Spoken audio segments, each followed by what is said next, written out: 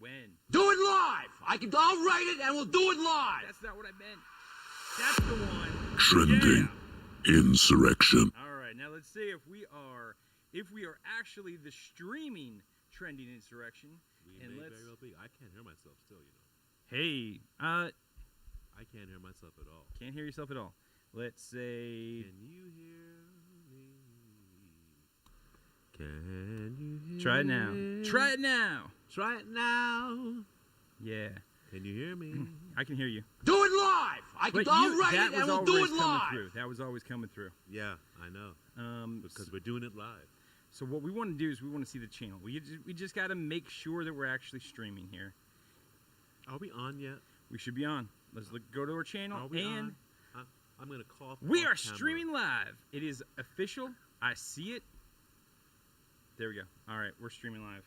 And I'm going to put that to the left. I'm going to put this one to the right. My vocals are really soft. They are a little softer than normal, yes. Peter Piper, but pack of pickled peppers. How many pickled peppers did Peter Piper Test. How many pickled peppers did Peter Piper pick? How many How many pickled peppers did Peter Piper pick? Well, how are you not? Oh, well. You know what happened? Test, 1, 2, 3. I am still soft. I am still soft. It's only I do not exist at all. There you go. I am so soft. I hear you now. I am so small. It is all right.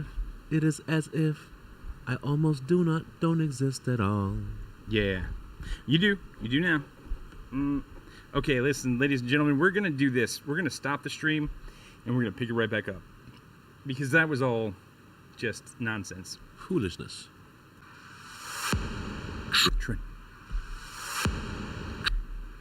No. Trending. 1, we're live. Trending insurrection. I love it, man. I love that sound, and I love playing it when we start the show. We are live, and we are going to be doing this. We've got all of our technical problems. You guys don't know. We did a whole show Thursday, and you didn't see it because we had some technical difficulties. Nobody knew if we were even, streaming. So we didn't even record it. We did not record it, but yeah, so we didn't. It was just a wasted. I mean, I like spending time with you and all. Oh yeah, we talked through all the issues. We talked through what's going on, and we had our first discussion on the topic. Yeah. And now we're going to basically discuss it again. And you know what I think? I want to start. I've been thinking about this, and we really have to start at the place where we say that definitions change over time. So here's a great example. Jonah was swallowed by a whale. Go on. All right. Well, it says a great sea monster in the original, basically the Hebrew. It was translated in English to be a large fish. Yeah. And then in the 1600s, they defined a fish as a creature with scales and gills that breathes water and obtains its oxygen from the water. Yeah. So people now say, oh, well, the Bible says it's a fish, so it can't be a whale, because whales technically aren't fish, which is not really true because the original language didn't have that definition and that connotation. So you see, over time, definitions change, and it changes what we think is right and wrong because we've got these little minor tweaks to definitions that have occurred over time. One of the problems that we do have in this situation, and we're going to talk about the Rayshard Brooks shooting here, one of the problems that we have in this situation is a lot of definitions that have changed over time. I was actually talking with my brother about this, and he was kind of arguing for the police officer and pointing out that there were some things that happened in addition to, so in other words, there was a scuffle.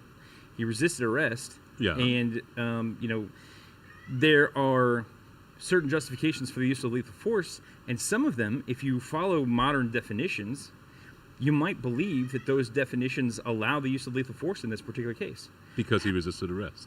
Well, yeah, because he resisted arrest and he assaulted the officer pretty heavily.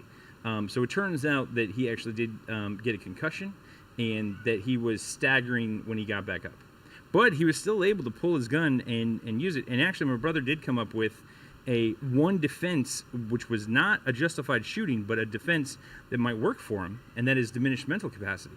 So he just had his bell rung, apparently, and, maybe he wasn't in a position to clearly think straight in that situation. Okay. So I'm not saying that that's the case. I'm saying that might be a defense. They say he has a concussion. I believe that is medically confirmed concussion at this point. He went to the doctor. Now, don't get me wrong. See, this is why you need to have a trial. Okay, but wait. This is why you have to have a trial. Well, he went to a doctor before he thought he was going to get charged with this. I mean, I don't think he thought he was going to get charged. He knew he was getting charged. Well, in this environment, maybe he suspected that was going to happen, but I think that he thought that it was going to get swept under the rug like everything else. I need to have a concussion. So I think there'll be... Okay, listen. This is why you have to have a trial, because you have to have a situation where you bring out the evidence and you have people take a look at it, and they're going to take a look at it, and they're going to decide whether or not that was the case. And I'm all for the process going forward as it should, but here's the problem that we face. When you kill somebody in the street, due process doesn't get to happen. That person doesn't get due process anymore. Now, we have to figure out what the purpose of our discussion today. Our discussion is to figure out if this was justified or not. Now, I have a starting position. You have a starting position, and we're gonna kind of talk about it. So here's one of the things that we want to lay down first, right? There are 13 justifications for the lawful use of lethal force. Now, I can't remember all 13 from my training in the Marine Corps, but I remember 3. I can remember at least 3, right? So if you're stealing a deadly weapon, any armament that is, like a rifle, you're trying to steal a tank, trying to steal an aircraft with bombs on it, trying to steal a nuclear weapon, any of those things, you can be shot on sight. I would point out, some people are using this. They're classifying the taser in with those weapons. That's one way that people are trying to justify. Now, let's not touch it, but let's move on to the next. If you commit a violent felony, such as murder, rape, armed robbery, and you're attempting to escape, you can then be executed on the spot. Right. You can, or an officer or a person would be authorized, any person actually, would be authorized to use lethal force in order to capture you or stop you from escaping. The other one would be self-defense. So if you believe that your life is in serious, if there's a rational threat to your life, for injury or serious bodily harm, then you could use lethal force to defend yourself or a member of the community in a similar threat, under similar threat. Yeah. So these are just 3 standard. Now these actually kind of predate our Constitution. They predate the United States. They obviously not nuclear weapons, but like the concepts of these justifications for the use of lethal force. Another one would be if you're a soldier on a battlefield and you are shooting against soldiers of the opposing force, you were completely justified in killing them at that point.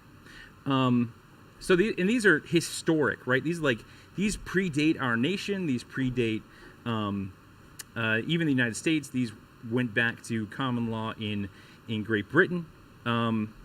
So we have this, legal history that comes to us, and we have these 13 justifications that we recognize as justifications. Yeah.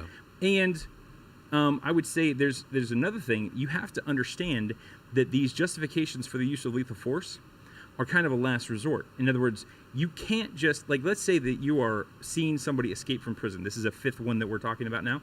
This is a separate justification. If someone's in prison and you see them escaping a prison, like there's a jailbreak and there's 20 people fleeing, and you decide you're going to help out and you're going to go catch one of them, and you go, you drive your vehicle through the field, you get out, you get your gun, you say, "Hey, freeze!"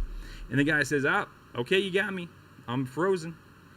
You can't then shoot him because he's no longer resisting. So in other words, once they stop the activity that would justify the lethal force, You can't use lethal force anymore, and you can't use lethal force as a first. Like you really should say stop, freeze.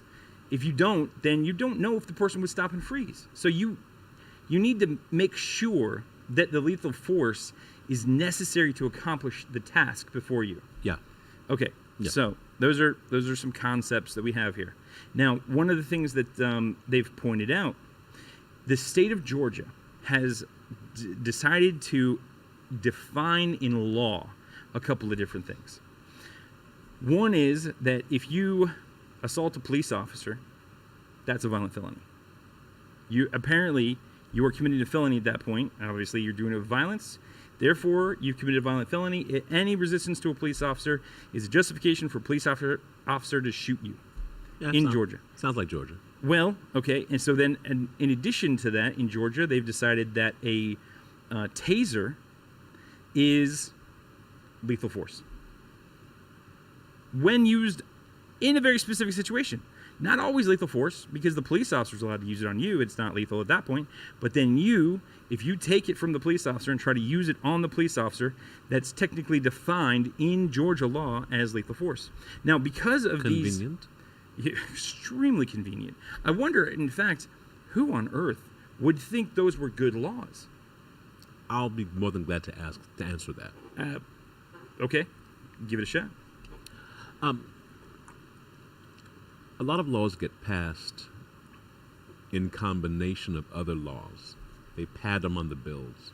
They pad them on the, and so a lot of things are passed, which is one of the reasons I always tell people, when you read the fine print, and when you see a bill that's trying to be passed, or an edict, or some type of situation where they're saying, from now on, it's going to be legal to do so-and-so and illegal to do something else. Always look to make sure there's nothing else padded with that. And so it could have got passed that way. Two, sometimes things get passed and nobody cares. Well, I think that my real question goes to who wrote it and who pushed it. Because even if the legislature wouldn't pass it if they knew it was there, somebody inserted that into the bill. Who would insert that into the bill? Police lovers or police officers? Unions. Yeah, the police unions. See, and this is one of the things that I want to point out. Because police commonly say, we're just following orders. We're just doing the job you've asked us to do. And what we don't realize is that the police unions are behind the scenes adjusting our laws and definitions in law to allow them to kill people, literally kill people, and get away with it. The Supreme Court has helped by we spoke about that in our last show. Qualified immunity. Exactly, qualified immunity. Yeah, and I don't think that's going to technically play in here because murder doesn't fall under qualified immunity. I mean, it does not fall under qualified immunity. But my point is that, in general, qualified immunity has allowed police officers to get away with a lot of different things that they should not have. And it's a very interesting law. It's a catch-22 because if the Supreme Court has voted that something is wrong, then it's actionable. If they haven't voted that something is wrong, then it's not actionable. So it's a catch-22 for certain things. So I can see where police get or officers, those who are enforcing the law, can kind of feel, what's the word, a little laissez-faire when it comes to citizens' rights, because oftentimes they have a lot of protections. Now, the reason that I can't, if I'm doing a citizen's arrest, the problem is that qualified immunity does not apply to me. Right. It only applies to police officers. So if you had said, if you are deputized because you're following the penal code and you're enforcing a penal code, at that point, qualified immunity is transferred to you. Well, you know why but it's not. You know why qualified immunity should absolutely not exist? Because for you or me, for a citizen, you see, here's the thing. I'm tired of the hypocrisy, and I'm going to use the word hypocrisy a lot today. I am tired of this different standards between police officers, breaking the law and citizens breaking the law. And if you're a citizen and you break the law, then ignorance of the law is no excuse under the law. If you're a police officer and you break the law, ignorance of the law may in fact be an excuse. That is not acceptable. There are two different standards, and we're going to point out that in this particular case, it is the fact that there are two different standards entirely that cause this to be a problem. In other words, the police officer, take away the badge, never would have had the ability to shoot. With the badge, all of a sudden it seems like maybe he has the ability to shoot. So when the police officer is using force, now I understand this is in the performance of his duty. Yeah. But he's using force on the perpetrator, on the suspect. Yeah. And the suspect then decides to resist. Now, he's using approximately equivalent force back, right? And now he did defeat him, so obviously he's using a little bit more force. Yeah. But the idea is that the force the police officer used didn't put the suspect in fear for his life. What actually put the suspect in fear for his life was the legal system that he was going to face if he went. Basically, if he got arrested, he was going to be his parole would be violated, Sent and up then for a while. he basically would end up in jail, and he didn't really have at that point an opportunity for due process because he's already been convicted, and now an arrest just violates parole, and then you go to jail. Boom, end of story. So I understand why he's basically in the desperate position that he is and decides to resist. So he decides to resist. He's using basically the same kind of force that the police officer's using. Yeah. And nobody says, oh, that's a justification for him to use lethal force on the police officer. But then some people do think that this is a justification for the police officer to use lethal force on him. However, that kind of goes away because he's not persisting in that. He gets the taser from the officer. And runs. And he starts to run. Now, a lot of people are saying that this is not disengaging, right? So he's trying to run away. And basically, in my view, I look at this through the filter of normal human behavior, right? And this is another thing that basically people who are supporting the officer will, throw out there, well, you don't know if this and you don't know if that. None of that matters because if you murder another human being, you're guilty by default, right? Like, so I understand if you're saying, like, we go to court and I should have the presumption of innocence in a murder, right? And that is true where you say, I did not commit this murder. You have the presumption of innocence, and they have to prove that you committed the murder. However, if you switch and say, yes, I did kill this person, but I believe that it was justified because legal reason X, Y, and Z. At that point, it is a positive defense, and you have to prove that you were, in fact, justified. That is something that a lot of people don't realize. Like, once this officer says, yes, I did the shooting, and it's on camera, and we see that he shot him, Yeah. it now becomes incumbent upon the officer to demonstrate that there was a justification for the shoot. Yeah. Now, this is always true. And police officers rightly point out that this is something that they may experience in the performance of their job. This is also something that you don't have the right to mess up. You don't have the right or the authority to screw this one thing up. If you murder somebody inappropriately or incorrectly, then you're going to go to jail.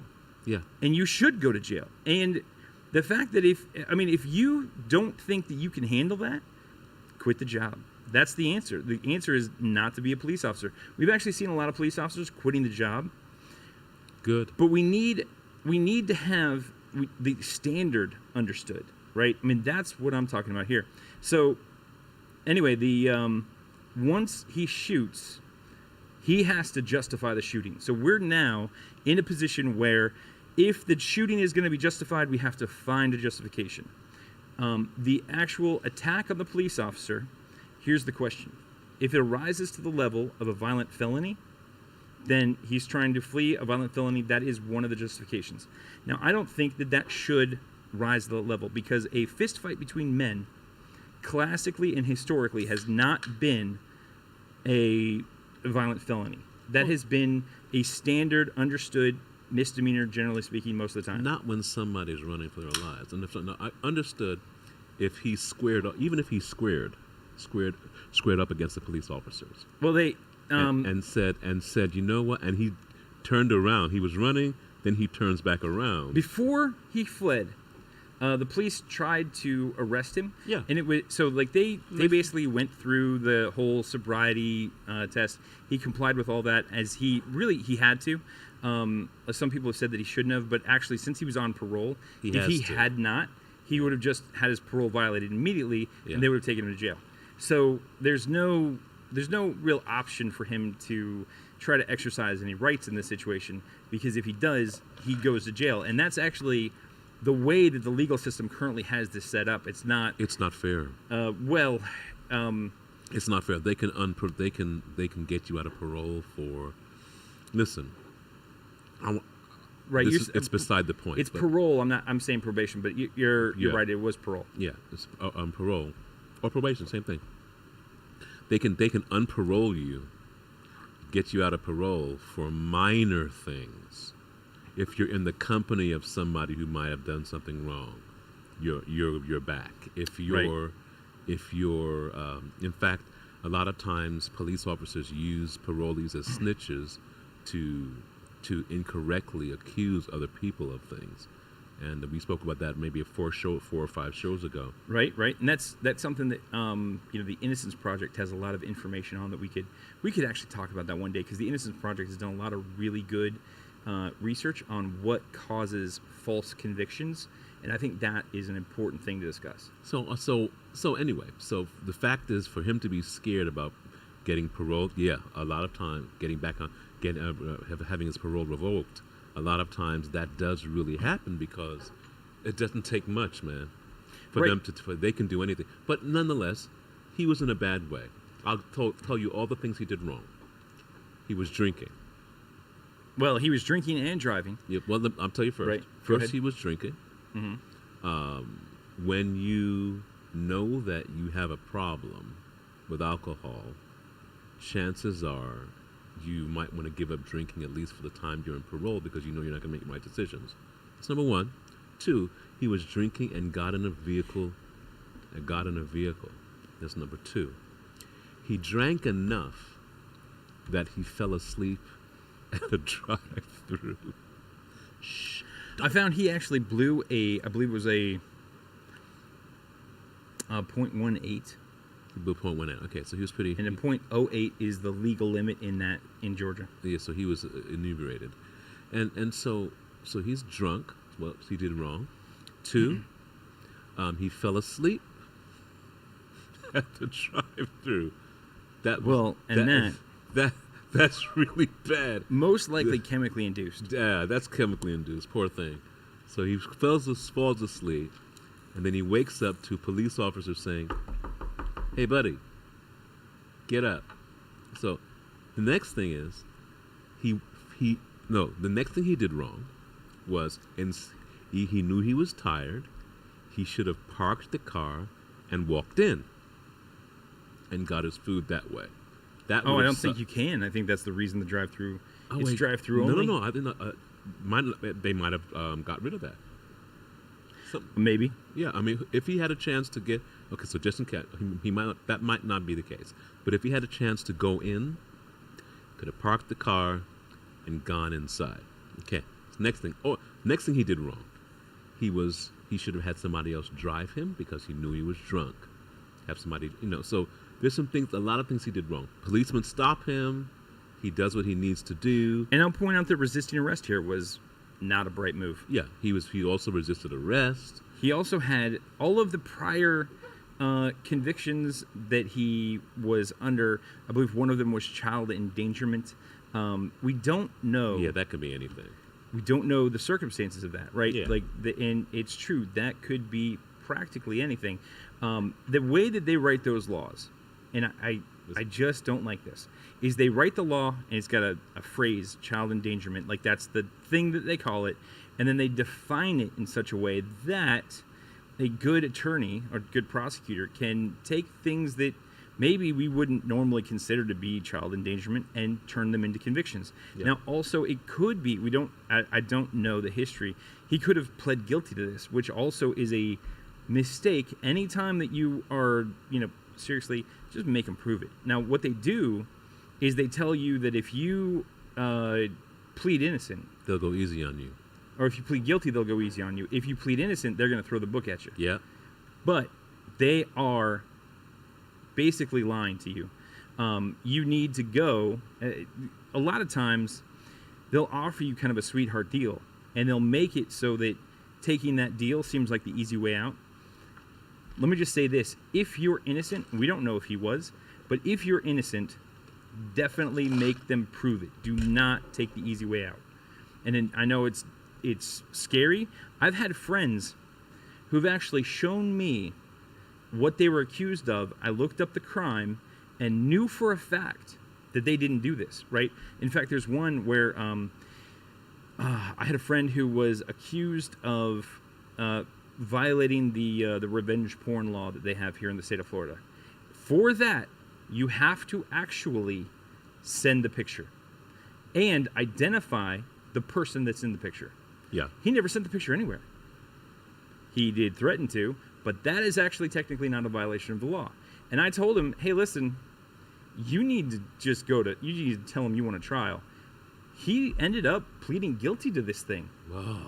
I know. I'm like, you actually didn't do this. You're pleading, the dumbest thing on earth you could do is plead guilty. He ended up getting on parole. His girlfriend, who was the other person in this case, right? She kept basically turning him into the state of Florida for child support issues on a kid that he didn't technically have a child support order on. And then she would get his license suspended. He would go through the court to the point where he was going to get it handled, and then she would withdraw it without prejudice. And then he'd be basically stuck where the next time that she wanted to, she could just push it back in again. And then he basically would start the whole clock over. She was using the system to affect him like this, and then in the middle of this whole thing, he pleads guilty. What do you think happened? The next time he drove on a suspended license because she had done this thing, yeah, that her it's friends who were cops arrested him and violated his parole on that. Like, that is, the system. It is very easy. It's difficult to. Anyway, it's difficult for people to understand how bad the system is. Unless you're in it, right? So I won't excuse that he's on parole. He's a parolee. He's an ex-criminal, right? Ex-con, whatever, and right. He's at the wrong place, doing the wrong thing at the wrong time. So, well, I mean, wherever you're doing the wrong thing and the cops get called, it's the wrong place, at the wrong time. Doing the wrong thing at the wrong time. So he has a fight, and I'm happy for the guy. He actually managed to fight off a police officer and get away and take their test. Now, very few people can do that. So well, hats off to you. Most people do not manage. I'm counting that as one of the things he did wrong. So I know, but I'm just saying I'm happy for him. It was wrong, but I'm happy for him. He managed to do something that would give him street cred. You actually took a taser from a police officer? Hey, that's pretty good, man. Don't you have to be alive to cash in on street cred? Well, wait a second. My point is that I'm happy he did. I think wrong. He's wrong, but I'm playing devil. I'm being facetious, but my point is that he did a good job. He got the gun. See, he got the taser away, and then he runs. You got to watch out for that because people don't know necessarily these days. They think you're just going off the rails like any other liberal would. Just the other day I tweeted that if we got rid of the UN, it would be irresponsible to get rid of the UN if we didn't have something else to replace it with. And of course, I actually think we should just get rid of the UN. It doesn't really do anything. NATO's been we already have a better thing to replace it with, and that would be NATO, right? NATO has been a much better union of reining in aggressive behavior than the United Nations has been. United Nations basically, I actually saw somebody say that we could just automate angry letters to Israel and just have some server just send an angry letter to Israel every 5 minutes, and that would pretty much handle 90% of what the UN does. That's funny. So he did a few things that were wrong, and he gets the taser, which is pretty hard to do. He does it. And he starts to run, and he has the presence of mind to turn around and say, hey, maybe I should shoot it at him or try to shoot it at him. As he was running, and it was immediate, right? He Yeah. did fire the taser back at the officers. Which is embarrassing. So he manages to do that, like this is movie style stuff, stuff you'd expect to see in a movie. So he does that, and at this point he's wrong. So if they catch him, he's going under the jail. You know that. He's going, and he knows it. So at this point it's funny and unfortunate and sad, and everything is cool. The police officers calling for backup, we love that. The police officers calling in other, we love that. It's almost a comical situation until the police officer escalates it past the level and now takes out a gun. Right. So, well, all right. Here's the thing. At this though. point now, I don't think it's. I think that there's a lot of people who are feel that it's less comical that he. It's comical. Defeated the officer. It's comical because it's embarrassing. Listen, if you're an officer, can you imagine if he had gotten to they would have made fun of him. Even if he caught the guy after he did it, I can see him back in the squad room. They're making fun of him, putting pictures on tasers on his locker, saying keep your. I mean, it's it's an embarrassing thing for someone to have your weapon taken from you and you're in enforcement. So I'm saying, as far as that, tongue in cheek, it's kind of fun. He would have been teased from that, but because of that. But everything loses its humor when you take out a gun and you escalate. At the point where the gun comes out, it becomes life. It becomes life and death. Well, okay, and this is kind of an interesting thing. I think one thing we need to point out is that it is not a justification for the use of lethal force that the officers have to win. Now, as much as we want the good guys to win, and we want the police to win in this situation because he really is a criminal, he deserves to go to jail. Yeah. It is not a justification to say, oh, well, we're about to lose this situation, and we have to do something to not lose. Get the gun. Get a gun. Right. I mean, that's wrong. At this point now, it becomes. It seems to me it becomes real serious. Yeah, but it seems to me that's actually why officers do exercise why they shoot often. In other words, it's not always why they shoot, but there are times where basically police officers get to the point where they realize that they're not going to be able to accomplish their goal or their mission, and then they resort to extreme measures in order to accomplish that mission. But that is technically, and then they try to justify it after the fact. And I think that's really what happened here. Let me explain something. Share a story to kind of give you an idea that police officers are human. I think it was last week or a week or so ago. I wish I should have bought the news article for us to look at. Police officer, someone does something. It's a criminal who's doing something wrong to a police officer. He's in a high-speed car chase or some type of situation where the police officer is running or driving, and he's on dispatch. And you know what this police officer says? What do you say? I can't believe you did that. I'm gonna choke him out. Oh, he actually says that. And the dispatch tells on him. Right. And so a lot of police officers will use ad hoc punishment, escalation to get back at you for doing something that either makes them look foolish or annoys them or ruins their day. And so I am sure that when he took got his stuff taken away, he was fit to be tied. He was angry. Mm-hmm. Well, that is an interesting take on it. That he was probably upset at that point. I think I would have been upset. Yeah, I agree. I would have been embarrassing. upset as well. You took my gun from me. Oh, if somebody, well, okay, First of all, taser. First of all, it doesn't matter. It could have been. I understand. It could have been a pen. But it does actually a little bit, right? Because if you took a police officer's gun and they shot you, I would absolutely be 100% on board with that. Yeah. You take a gun, you take a lethal weapon, boom, done. Yeah, but my point is if you took their nightstick, or you took their handcuffs, or you took their taser, all three of those things, I don't believe rise to that level of stealing a weapon that justifies lethal force. But the fact is, you're angry. So it's in the heat of the moment. You've lost. You've lost to a drunk black guy. Well, and you're a criminal. There's an entire fighting style based on a criminal, drunken master.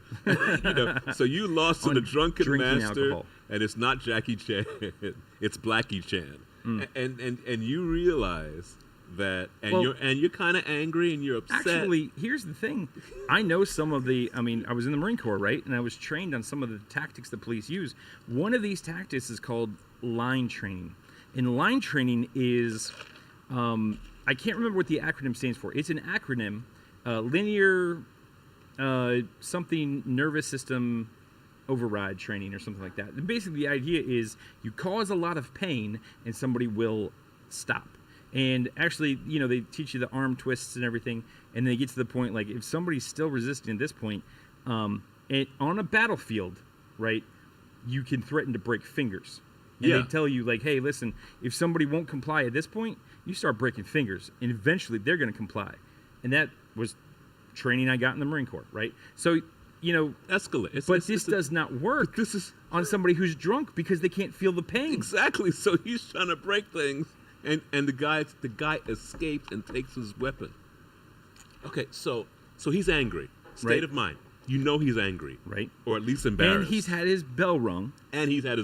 So, I mean, and again, this may, and I'm not saying for sure, but this may actually, so in the state level, he's got a pretty good chance of winning this court case, right? Because first of all, they've defined everything in his favor. Yeah. And secondly, whatchamacallit, he has the diminished mental capacity defense where he could say, like, listen, I just got hit really hard, like super hard. I slammed on the ground. I even medically had a concussion. I was staggering to get up. I wasn't really thinking clearly, and I pulled my gun and shot. If he says that and he wins on that, unfortunately, I can't really say that he won't win on that. Well, no, he might.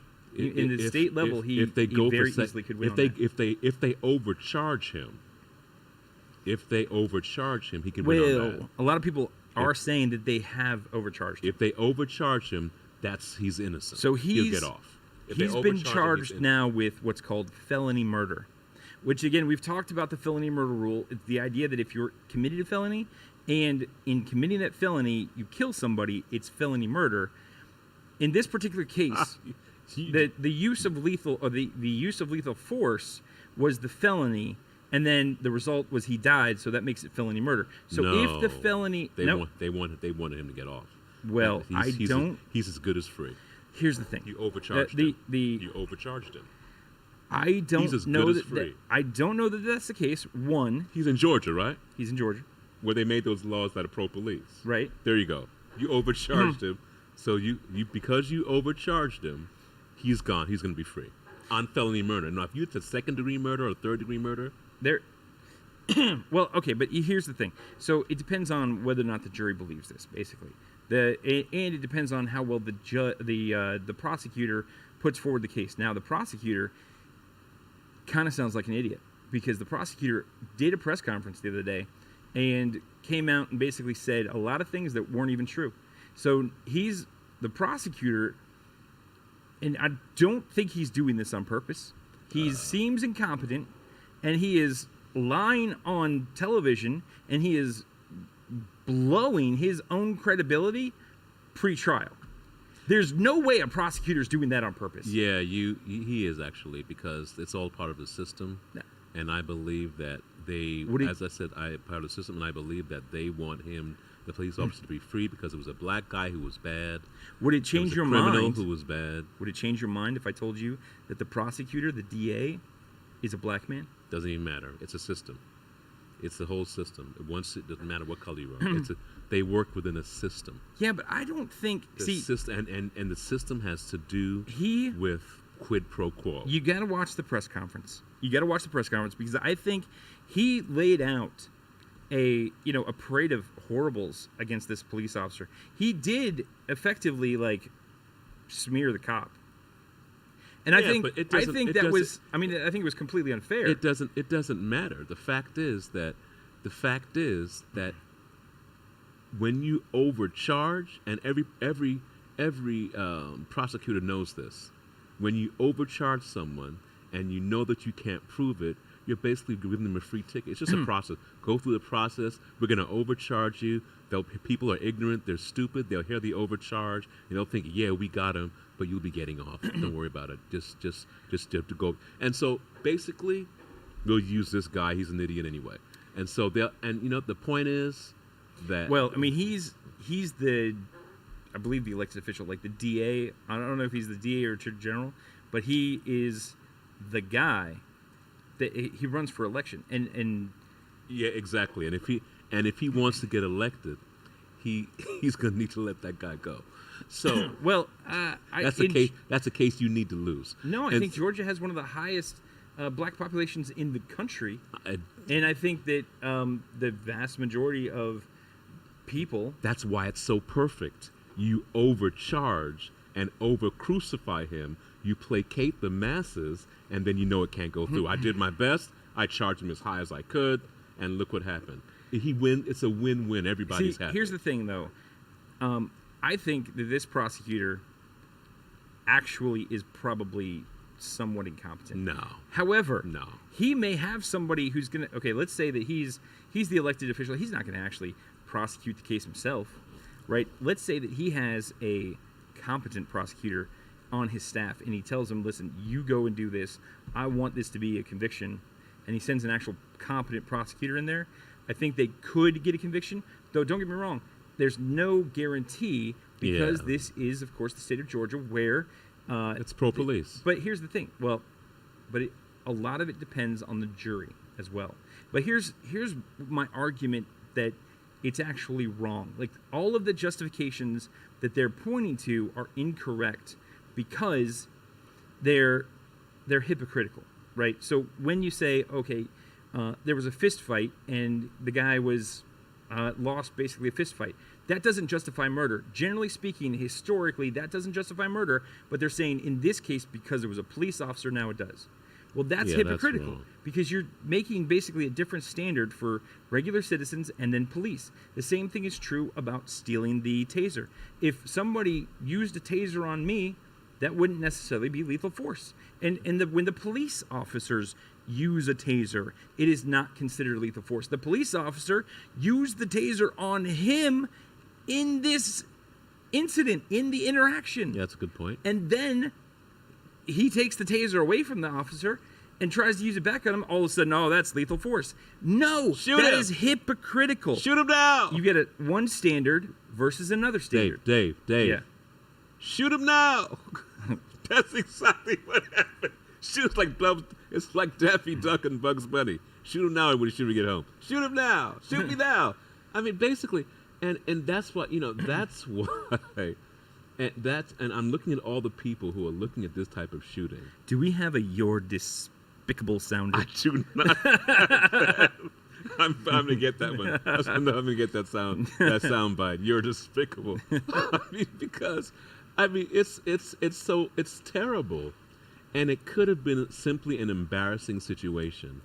But definitely, it could have just, the worst it could have been was the embarrassing. You knew where he lived. You would have picked him up later, or he would have been on the lam. Either way, you said this the last time we spoke when we first spoke about it. You said even if you lose this one because he gets away. He has a taser. That's it. Find him. He's a parolee. He has an expended taser, as a matter of fact. Yeah. I did find out because we talked about this Thursday, and I didn't know at the time. 2 shots, and both were expended. Okay, so he he doesn't even have a real taser. He has because the Zer's gone. So there's nothing in there. He is not a threat to anyone. So the key is simply you just want to win. That's all it is. They did want to win. You just wanna everybody win. wants to win. You just wanna win. And when you're about to lose a situation like that, Shoot I 'em. think you build up in your mind what the stakes are. And this is what a lot of people do. And a lot of people have argued this. And they said, well, what if he did this thing? Or what if he turned around and came back? And what if he went and hurt somebody else? What if he did, this other thing?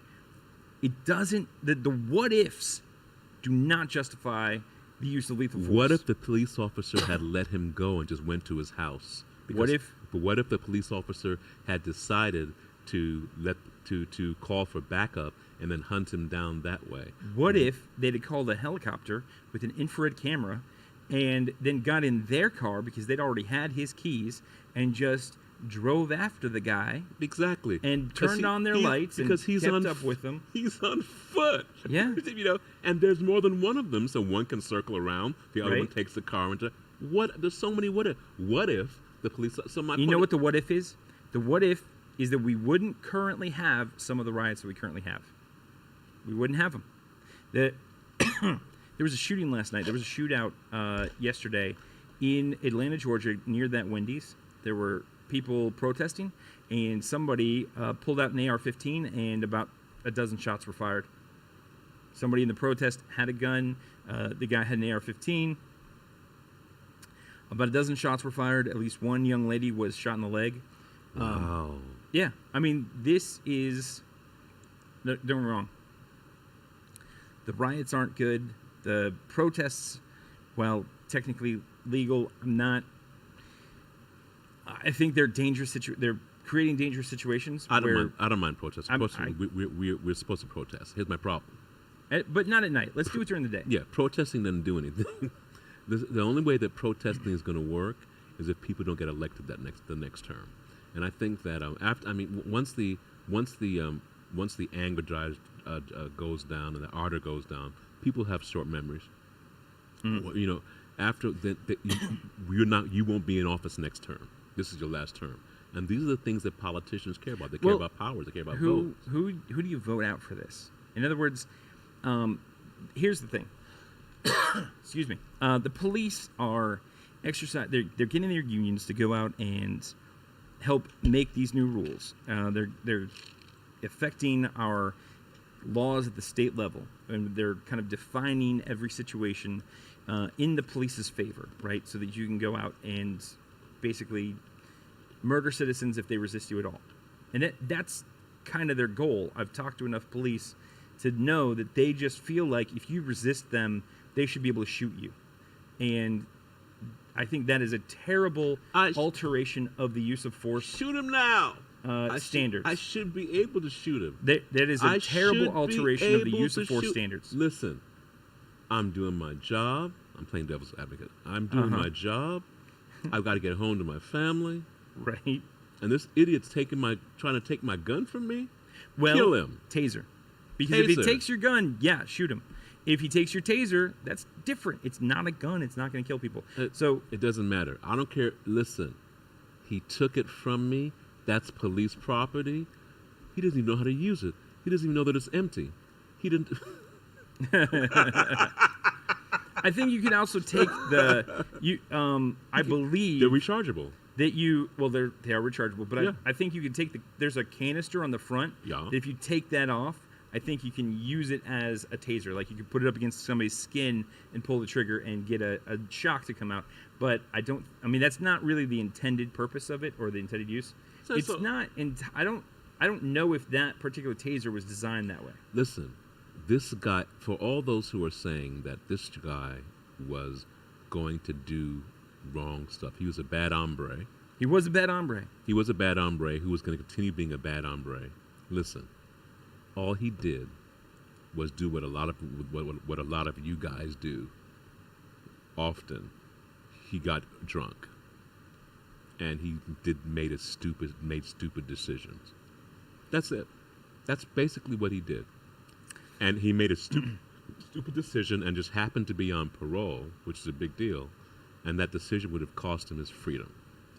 And that's what he did wrong. Other than that, he got drunk like a lot of people get drunk, unfortunately. I've never been drunk. I don't even drink. my point is that it's so to say that because he was in that situation, he deserved to die because he's a bad hombre is dehumanizing. I spoke about that on Thursday. I think that we have to be very careful. You see this on the right and the left and the middle.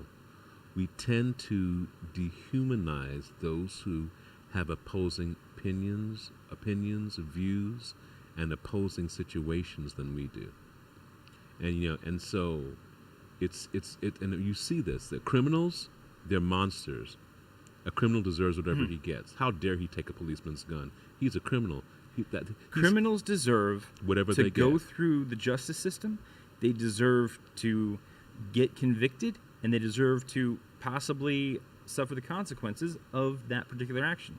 Now, and I say criminals, obviously there's a lot of laws that I don't necessarily agree with, but the kind of criminal law that everybody agrees with, the rape, the murder, the robbery, all that kind of stuff, those criminals need to go through the system, but they need to go, well, even those guys, I mean, fairly.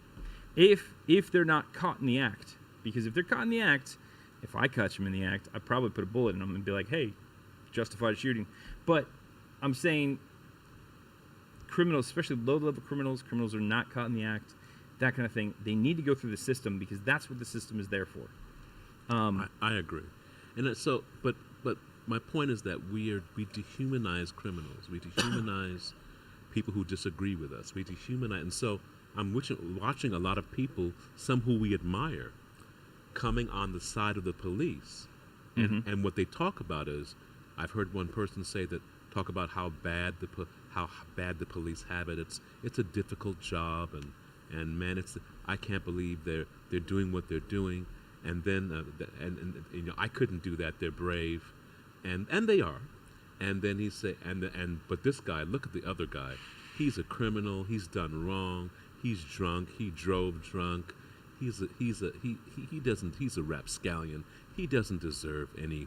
And when you start using character to enforce the law, that's not just, because justice is supposed to be blind, right? If you, I pointed this out the other day. I have decided for a long time, one of my first channels was Least in the Kingdom. My Twitter still bears that, Least in the Kingdom. I've decided that is like my moniker. If I have a title anywhere or anything like that, let it be Least in the Kingdom, because that way I can always hold people up higher than me. See, the golden rule, and I come to this through Christianity, right? Jesus said, love the Lord your God with all your heart, soul, and mind, and love your neighbor as yourself. And what this does is this actually sets up a standard that is based on logic, right? If each person is considered equal, this is the foundation for natural law, right? So like, let's say you have two people on an island. They're equals. One person works and he goes out and, fishes, and he gets the fish and everything, he brings it back. It is his property at that point, right? Like, the other person can't steal it from him. He can share it. He can choose to share it with him, and he should, because that'd be great. That'd be an awesome thing to do if you're only two people on a desert island, and let's hope that one of them's female. Anyway, if he could share it, he could even teach the other person how to do it, or the other person could develop something like shelter, and they could work together and trade. Hey, I'll be the one that gets the fish, and you be the one that handles shelter, So, like, it kind of builds this concept of natural law and I would almost say rational law, based on this idea that everyone's equal.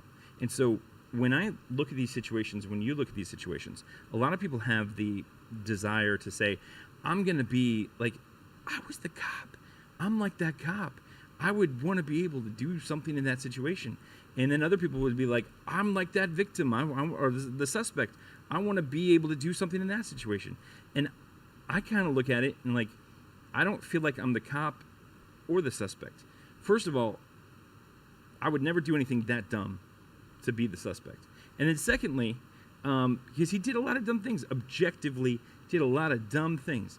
And then I wouldn't be the cop either, because I wouldn't be the one trying to enforce this society's laws the way that they're currently set up. Listen, I would be the cop, but if the guy took my my ordinance from me, I just had to take one for the team. And I'd shout out, "I'm gonna get you, man. You're gonna be sorry when I find you." And that would be it.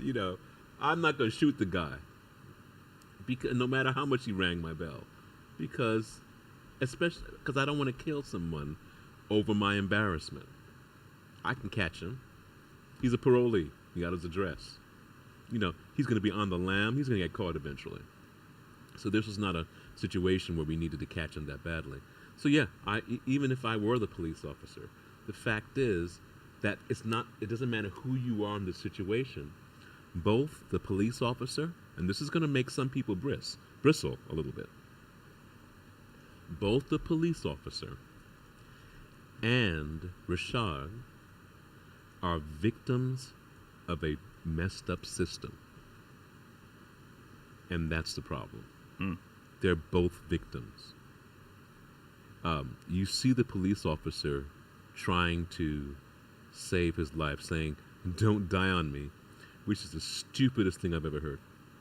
Because we know that whenever you take out your gun, you're trying to kill someone. There's no one taking the listen. Now listen, Dave. I'll let Dave will discuss this because he's a Marine. But I want to share this with you. This is not like Gunsmoke, or a Clint Eastwood movie, or the protagonist and antagonist on the cop opera that you see, where they're shooting guns out of people's hands and maiming and hitting people in the leg, or shooting people in the butt, and all sorts of stuff like that. The sharpshooter with the handgun. The sharpshooter with the handgun, and he's oh wow, he shoots well. That's not real. What is real is whenever you take out your gun and point it at someone, your intent is to kill, and that's what police are taught. You don't take out your gun to maim someone. In fact, they tell you that in self-defense. They said if you take out your gun, you're shooting to kill. You're not shooting to maim. And I think that's the important thing. So when he took out his gun, after that guy rang his bell, his intent was to kill. That's his training. Right. So everything after that garbage about, "Oh, please don't die on me," well, which is great for the camera. Yeah, I think there is a the truth is he made a split-second decision. He knew he was being taped. He knew he was being taped, but I think it's more human than that. I think he made a split-second decision that he immediately regretted. I think he immediately regretted shooting that. And that is what we hear on the tape where he says, "Don't die on me." Now, there's an entire meme about that where I think it's like a meme with a guy from Saturday Night Live who shoots somebody who's tied up in a chair behind him, and then he says, "Why would the Democrats do this? Or why would the Republicans do this?" It's like a wife beater or a husband beater or a child beater saying, after they beat you to the pulp, "Look what you made me do." Well, okay, really? But I think that it's more just straight up human regret, because he did see a human being dying on the road there, and eventually, he was taken to the hospital, but he did eventually die. Yeah. And I think that it is clear that he regrets taking the life. And I think that makes it a rather sad situation. No. But No. Human sadness, No, a human. No, I'm not saying no for that. Right. I'm going to counter your point for the fun of it, because we're here. I would counter my point. Yeah, I have to counter point. No, he didn't regret nothing. Good job. You shot him. You killed him. No. You did exactly what you planned. You took out a gun. When you take out a gun, it's to kill. Okay. Yes. Good job. And you're trained. It worked. When you take out a gun, you are trying to kill someone. When you point a weapon at somebody, and your safety rules require that, right? So treat every weapon as if it were loaded. Never point a weapon at anything you do not intend to shoot. Right there, never point a weapon at anything you do not intend to shoot. Keep your finger straight and off the trigger until you are ready to fire. He pulled that trigger. Keep the weapon on safe until you intend to fire.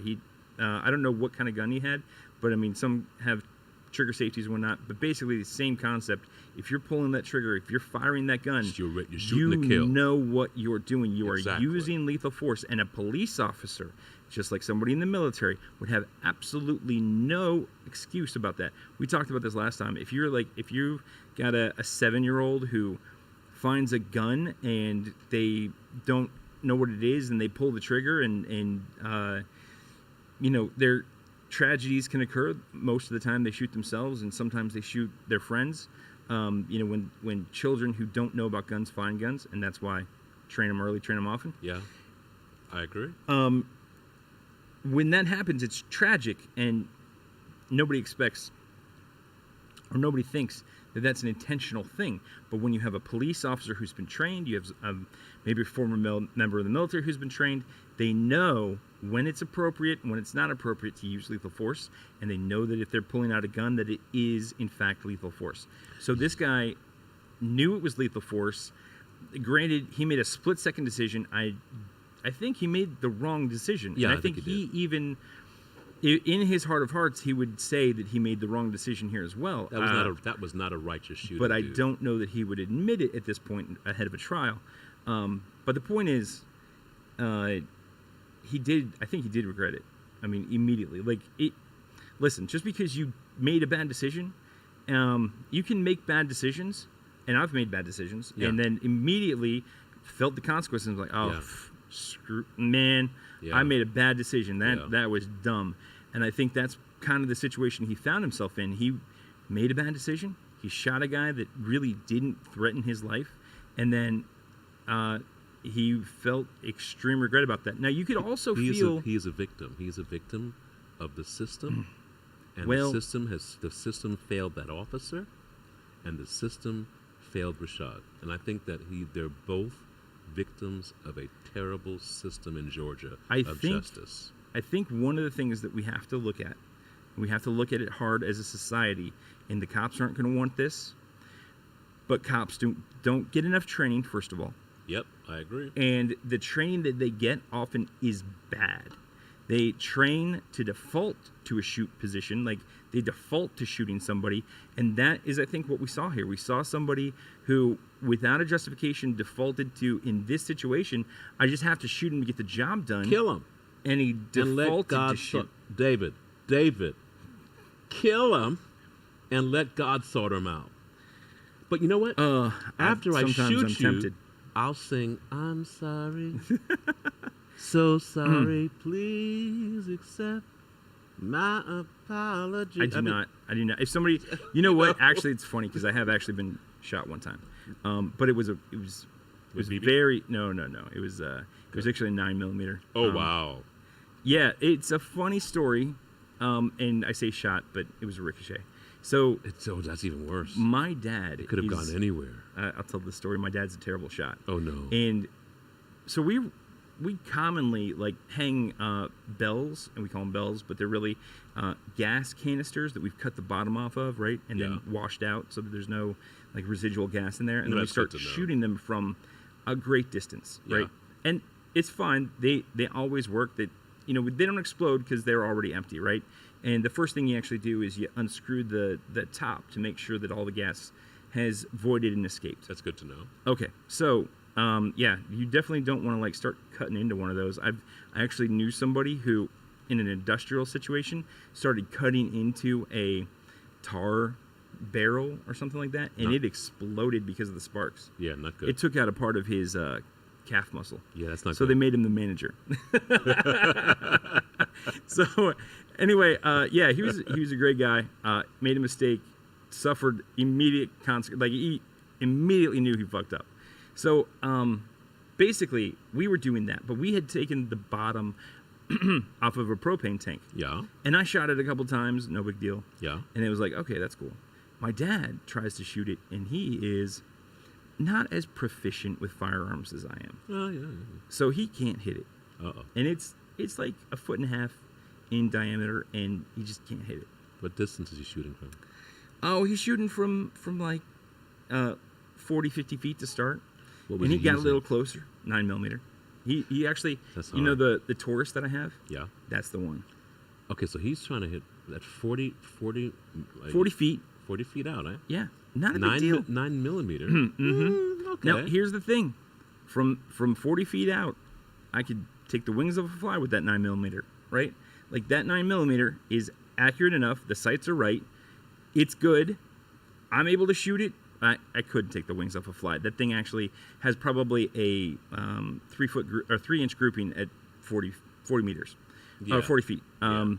But and I actually was kind of mixing that up in my mind. I've got two 9mm that are Glocks, and I bought them both new aftermarket barrels that are extremely accurate, and those you can pretty much take off the wings off a fly at 60 feet or 40 feet or whatever. So anyway, I'm able to shoot this thing, and I figure my dad should be able to shoot this thing, but he's actually doing it wrong. And I hadn't really figured out what was the problem with his sight picture yet. So he just gets closer and closer and closer. Oh, no. And finally, he's about 10 feet away from this thing, and I'm like 30 feet back. No. And he wings it. He hits it all the way on the far right-hand side. No.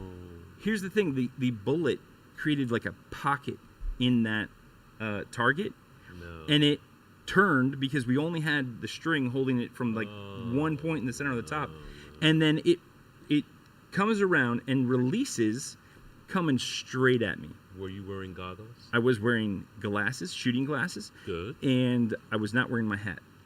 But that's one of the reasons I always wear the hat now. A metal like, hat? No, just this hat would have been fine. It struck me in the forehead. And it just was a little, most of the momentum had been taken away. Yeah, Listen, I promise you, if I go, because of that story, I promised you, if I ever go shooting, well, we definitely, I'm going to have I'm going to have a combat helmet. We learned our lesson on that. Listen, I'm going to have a combat no, helmet. no. I mean, generally speaking, because ricochets happen. They do. Yeah. But also the distance at which he was firing from, I would not let that happen again. And also, 10 feet is kind of close. Here's the other thing: we do a better job of tying down the targets, right? So in other words, there's got to be some. It's not just up and down; like you don't just hang it from something. You have to make sure it can't spin rotationally, right? Yeah. So that's important. Plus the be a reasonable distance away from it. But we kind of learned the lesson on that one, and I was starting to feel uncomfortable with my dad getting that close. I didn't say anything. I was like, he must have been scared to death. How? When it hits you in your forehead. I mean, did he tell your mom? No. I think actually, if she watches this video, it may be know. the first time she's heard about it. So I heard you shot my son in the middle of the forehead. Not your son, my son. You shot my son in the middle of the forehead. It was above. It was above one of the eyes. Yes, that's not cool, man. Wow. But I mean, so you get shot. I mean, but my point is, and we're talking about this, and we're making light of it. But when you take out a gun, guns are serious, and I think that. What Dave is getting at is how we treat each other. That's what I'm getting at. How we treat each other, and how we relate to each other when we're doing wrong. Really, and when the person is when we are in power, and they are not powered, or they are less than us, says a lot about who we really are. And I think that it's telling. Well, it not only says a lot about who we are, but I mean, there's a story. There's one of the parables Jesus told, and he said, in the end, I'm going to separate them out basically to the left and the right. And on the left-hand side, there'll be the goats, and on the right-hand side, there'll be the sheep. And basically, the people on the left will say, hey, didn't we cast out demons in your name? Did we do all kinds of good stuff for you? And he's going to say to them, Depart from me, Depart from me, for I never knew you. But he also says specifically, when I was naked and hungry and tired, you did not clothe me and you did not feed me. When I was in prison, you didn't visit me. When I was in prison, you didn't visit me. And they'll say, what? We never saw you naked and tired and clothed and hungry, or naked and hungry. And he said, whatever you have done to the least of these, my brethren, you have done to me. And again, that's another place where you get that least in the kingdom concept. So Jesus calls people in prison his brethren. Right. And these are people who've done wrong. Maybe, maybe not, because there's a lot of people who end up going to jail just for being a Christian. Yeah. And let's just say the worst. Let's say we know this person is guilty, but she still says, I was in prison.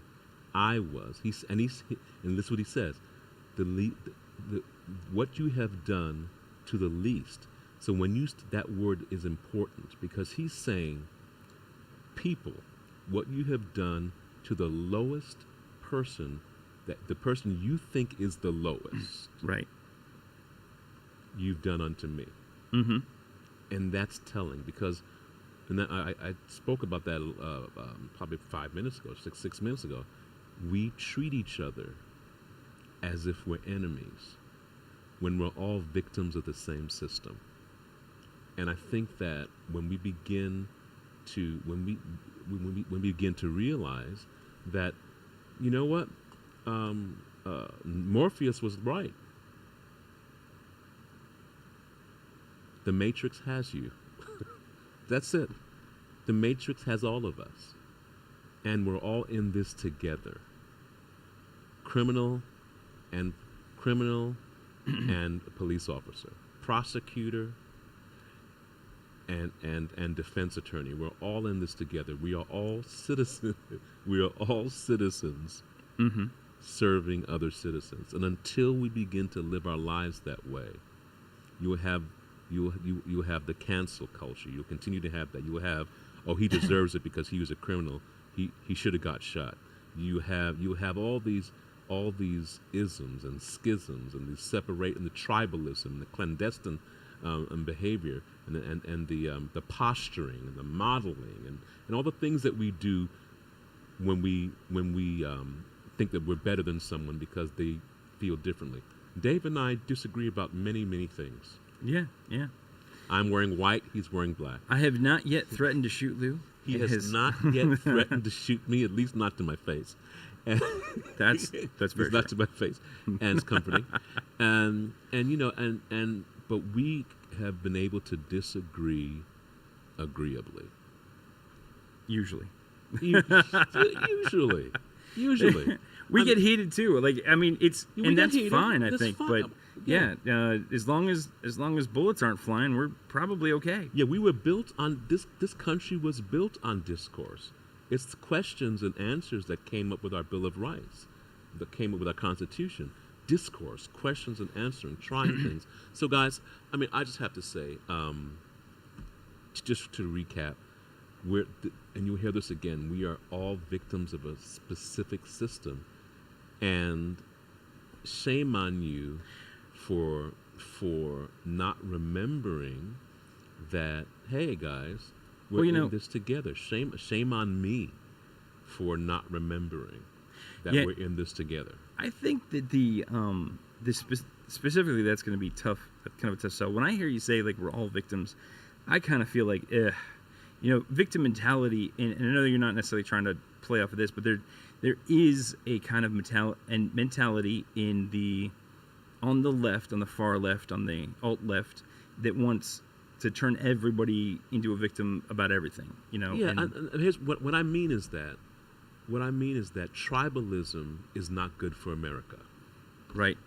And in that, because there's so many things that cause us to be tribal, it allows us to be more susceptible to manipulation, thus making us victims. That's what I mean by that, because we're victims. We're victims. Those who we're victims of the left, because we've stopped thinking. We've stopped reading. We're victims of the right. We've stopped thinking. We let the talking heads decide our doctrine for us. So in that, I'm saying we're victims.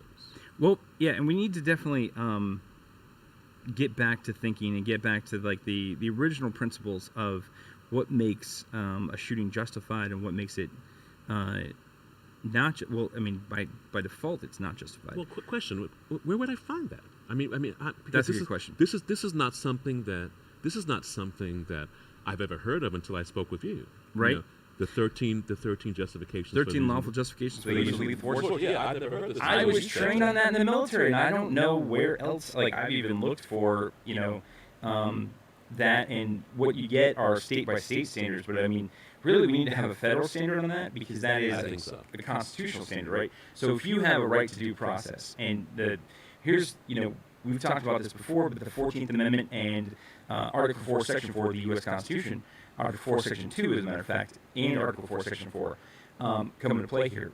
The federal government is responsible to police the states.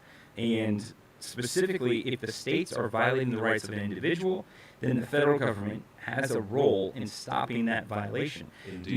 Not just in specific, but I mean, obviously, the federal government can't know about every violation in real time. So what the federal government really needs to do is look for patterns, and one of the patterns that we see is unjust shoots by police. So I think they have a task and a job to bring those cases into court. Now, one of the things that you also find is that it is not double jeopardy. For the federal government to prosecute someone for murder, if a state government has already decided that the action was not murder, right? So if you're acquitted at the state level, that doesn't mean that you're acquitted at the federal level. And they can also bring in federal civil rights violations and say, listen, whatever you did here, you violated someone's civil rights because you used lethal force and killed them and took away their right to life without due process and without a reasonable justification for it. Right now, there are 8 cases for qualified immunity before the Supreme Court. Mm. And that has a direct impact on how the police can enforce laws. It's amazing that the federal government has power when it comes to qualified immunity, but very little power when it comes to protecting its citizens from the states. It does have the power. It doesn't exercise the power. And I'll tell you why they won't.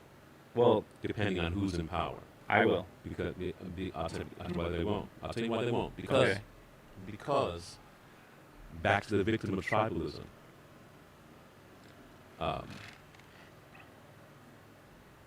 If the talking heads or your party is heavy on crime and heavy on criminals, then that's the side that you're going to be on, whether it's just or not. I'm tough on criminals. If the side that if it's popular to be light on criminals or anti-police, then that's the side that you're gonna end up on. But so you know, I don't think that's whoever. I totally get it. I get what you're saying, and I hate to cut you off. I mean, I know exactly where you're going with this, and the answer to that is actually, oddly enough, Donald Trump. And I'm going to say this because people bash him so much. He is the most clandestine person I've ever met. What are you saying? I haven't met him yet. I'd like to meet him. Here is the thing that he has done that is amazing. He punched through the armor of that two-party system.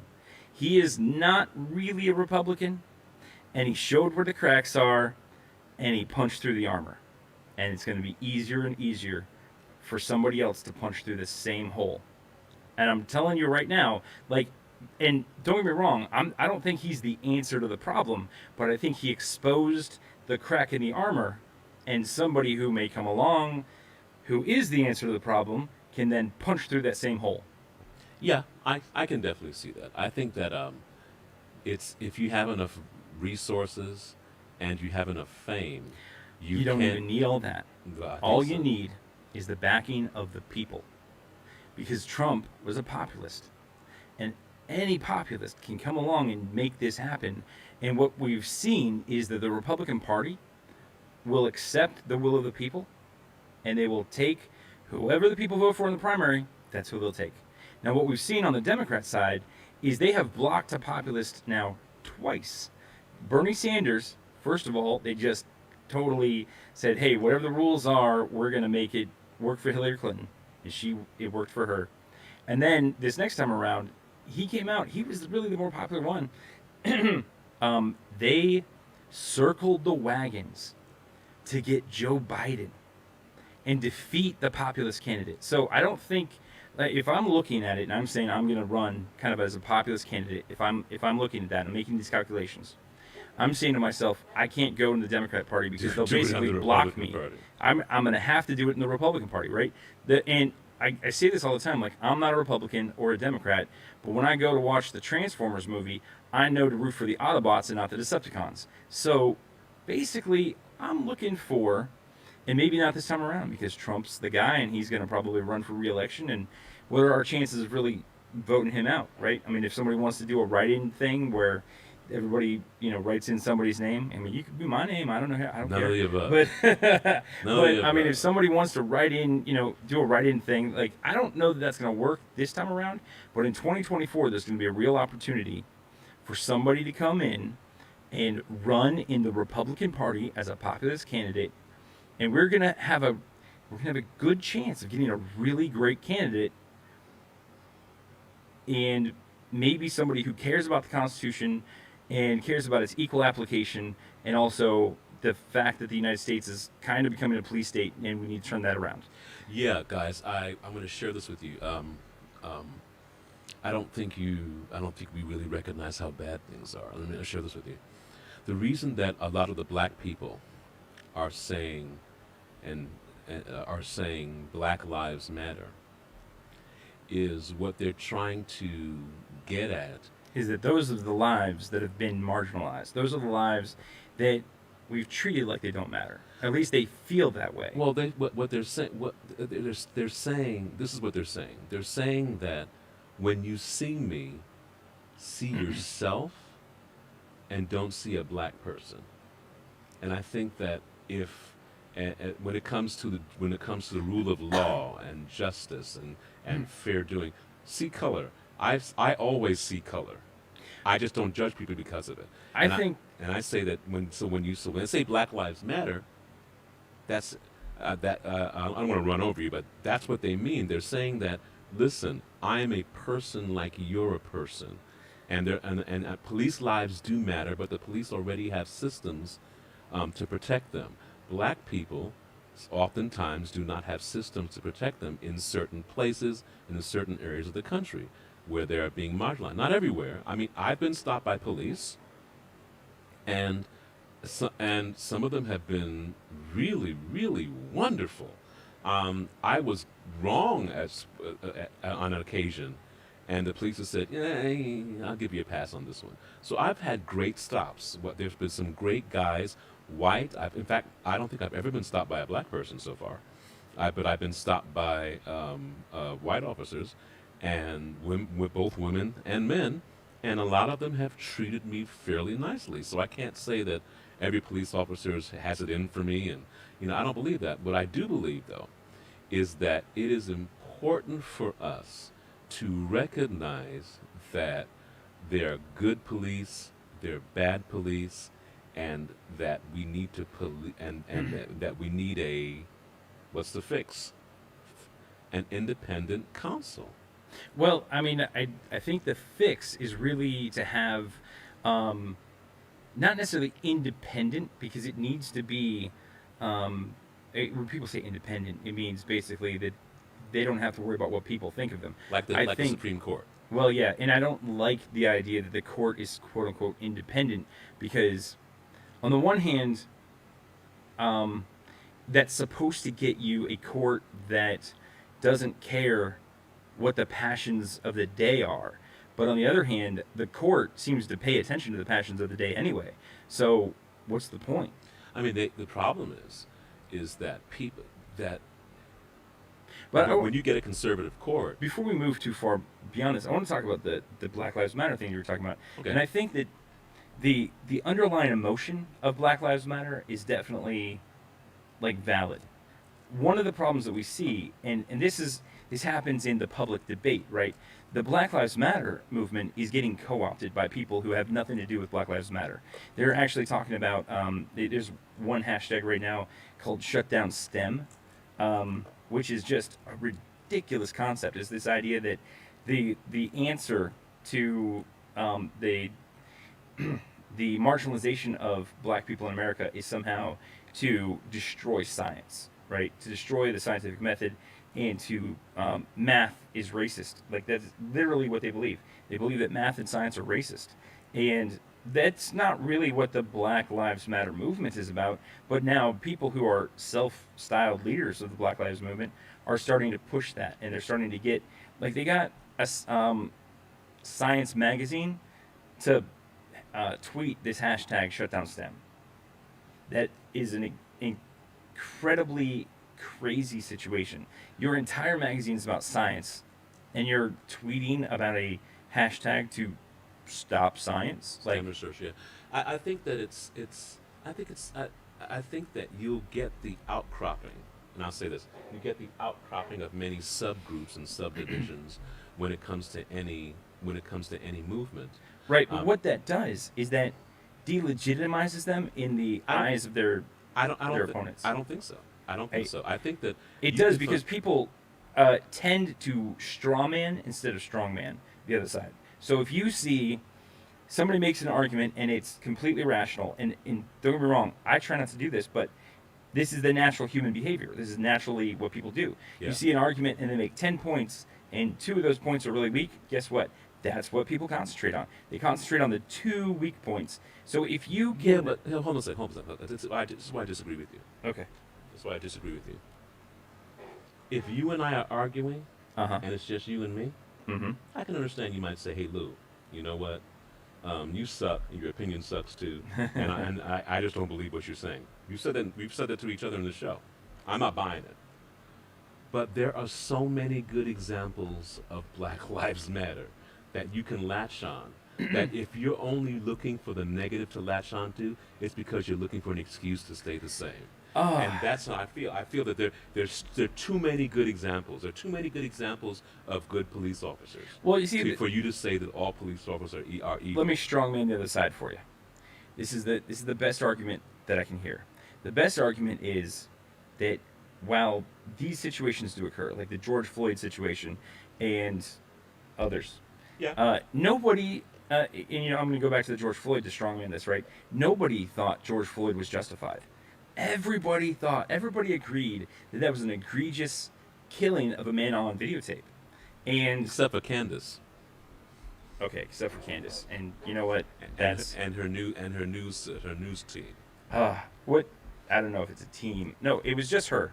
She's the only person from PragerU that I've heard say that was and basically she didn't even say it was justified. She just said that he was a terrible person and she can't mourn him.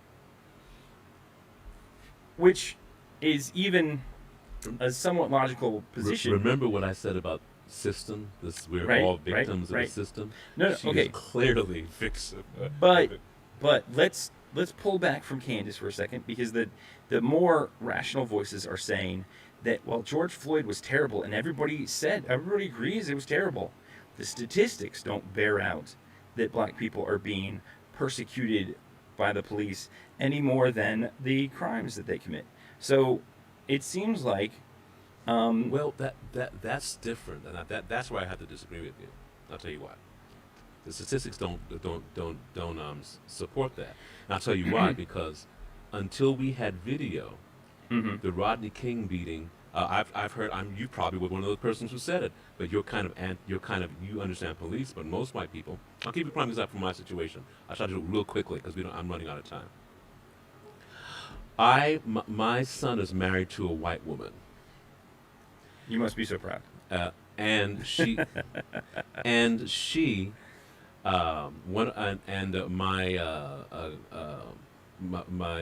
grandson was railroaded by a woman a grandmother and a woman who he used to date, and they had him up for rape. And they lied about it. They lied about it. Yes. But my son happened to have enough money to hire a private investigator. And as my daughter-in-law watched the process, she says, I now understand. As a white woman, she says, I now understand how black men can get railroaded by the system. The Rodney King beating. But here's the thing. Let me finish. There's more. You know, I have a friend that was just talking about. He also got railroaded by the system. Like we talked about him in He's the a white show. guy. He's white. Yeah. But let me finish. The Rodney King beating. Every white person would have said, that doesn't happen. White police officers aren't doing that to black people. No. All you black people, there are no statistics. Okay, then we have. And there are no statistics that show the thing that they don't track statistics for. Yeah. Okay, and then you had the police. You had Chappelle laughed about this. Go to someone's house and sprinkle crack, shoot them up, and then all of a sudden we saw police officers planting evidence on camera. I get it. So my point is that you get what I'm saying. The fact is that I get what you're saying. They're not looking for the statistics. What you're saying is that there are things that are happening in this world that are not captured by statistics. Easily and so. I agree with you. And I've seen them. I've actually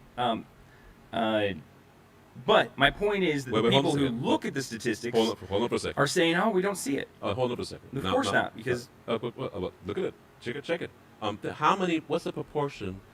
I believe, as a Christian, I believe we're all screwed up, and I believe that the devil is no respecter of persons, and neither is God. When I say that, meaning that everybody has a propensity to do evil, no matter what color, creed, or caste they are. Okay? So, armed with that, what proportion of minorities are in the prisons based on their population? And you will find that for minorities, it's higher than for white people, as far as the proportion of the population. So that is a tough argument to make. But here's why. Because you're saying that equality of outcome would be the desired situation. I'm saying that because there is no equality of outcome. That's what I'm saying. Because I know should we push that white people equality of aren't outcome better than black people as far as being more honest and pure and true, and because I know for a fact that Asians aren't smarter than or that in other words, actually Asians do have a slightly higher than average IQ. Never mind. You know what? Once again, because I know for a fact the devil is no respecter of people will do evil. Okay, but I'll point out here.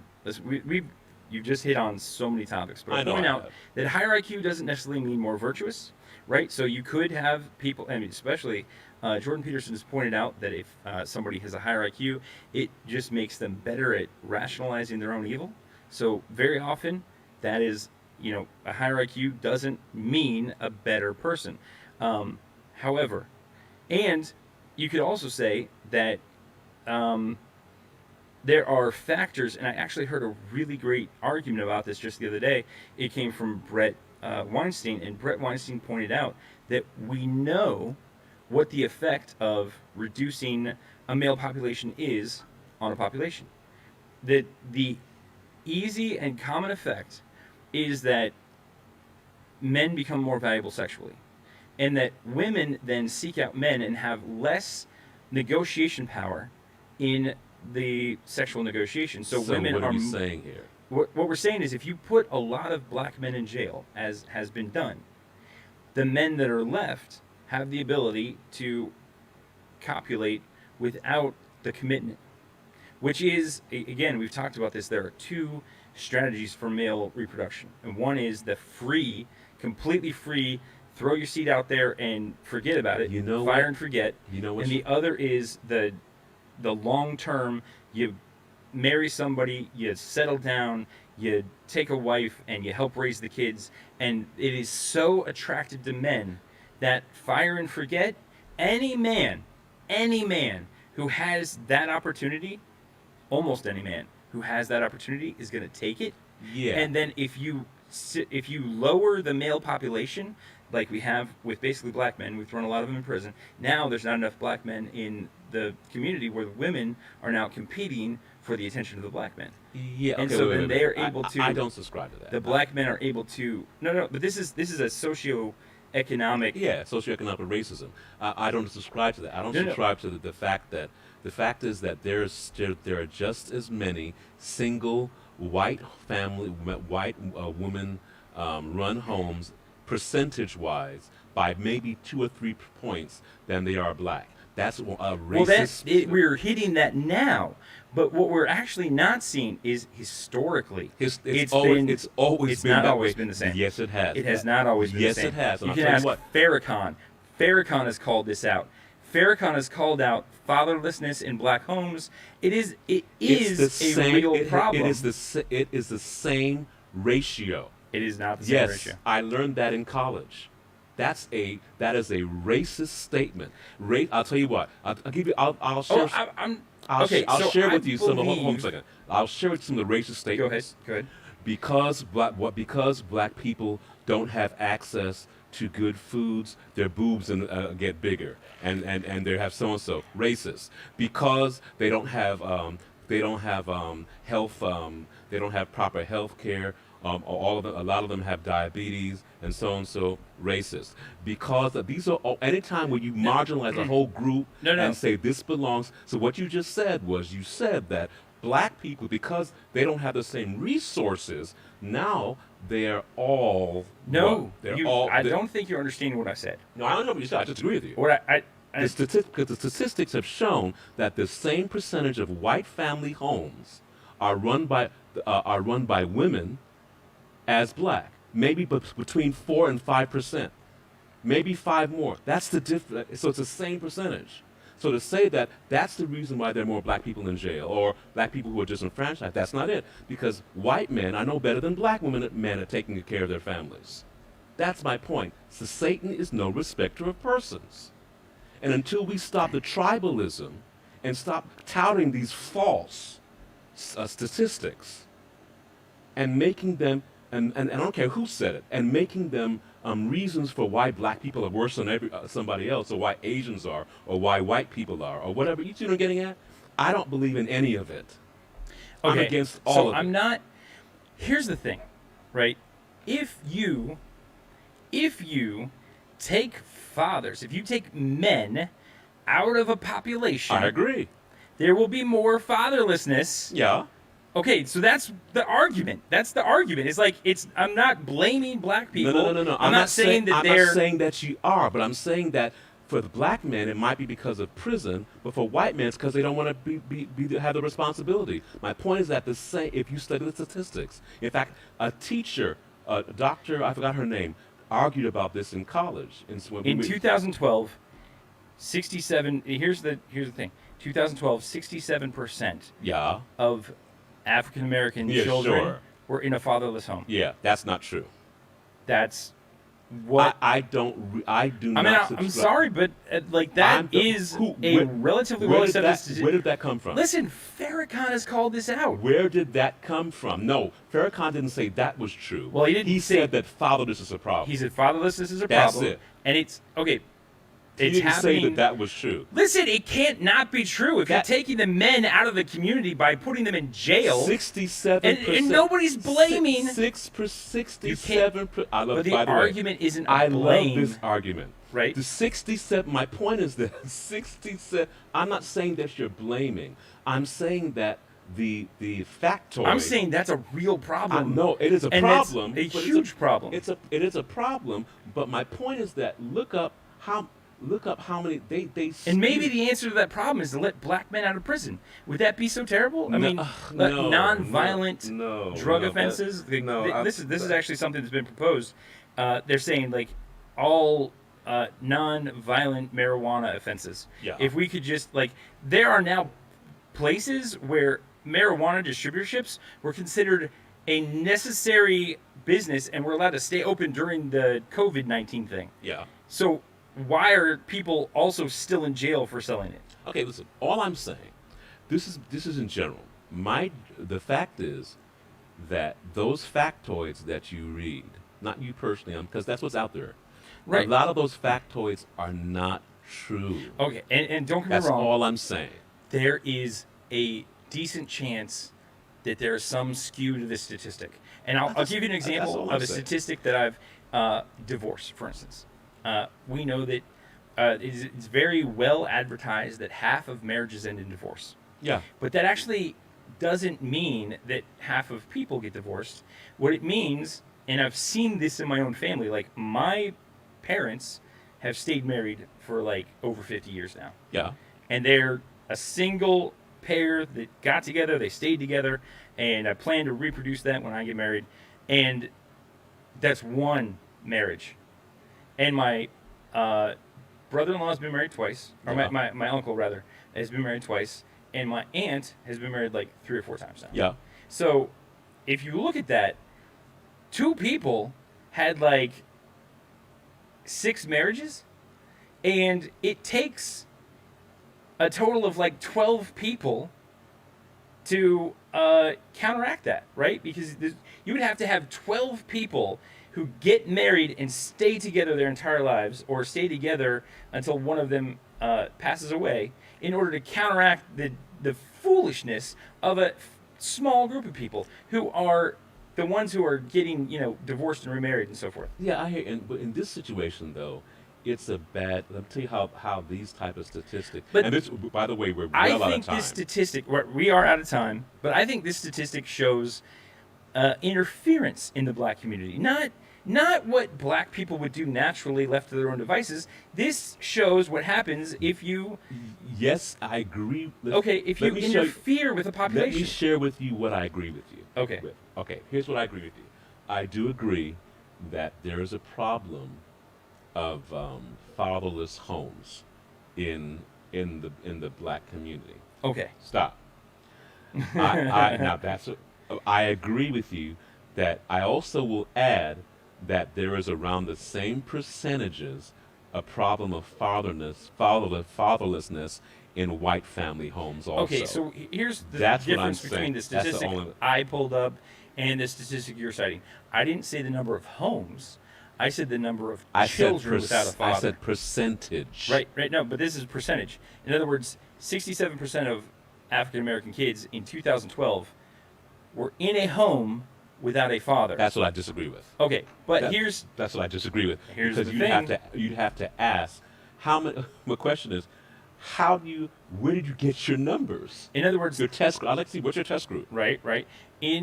In this particular situation, they're saying the children, and this is well, we can't say it's from the U.S. Census because in 2012, and they didn't do a census in 2012, they did one in 2010, but. I would imagine they're based on the census, and then they look for changes over the 2-year period. And how many black people do not fill out the census? Listen, You can't account for that. Not you can account for what. My point is that you cannot account for that, but most people fill out the census. I'd like to see where they got In their fact, information from. I Really. was a census taker in 2010, and I saw the process that we went through. They have every home in the entire United States listed, and then if you don't fill one out, they will send someone to your door to knock on the door and just ask you some questions. And would you mind filling out that? Would you mind if I asked you some questions? And all you have to do is say, yeah, sure, why not? So you say, how many people live here? And they say 5 people, and they say, ask them, a couple of other questions.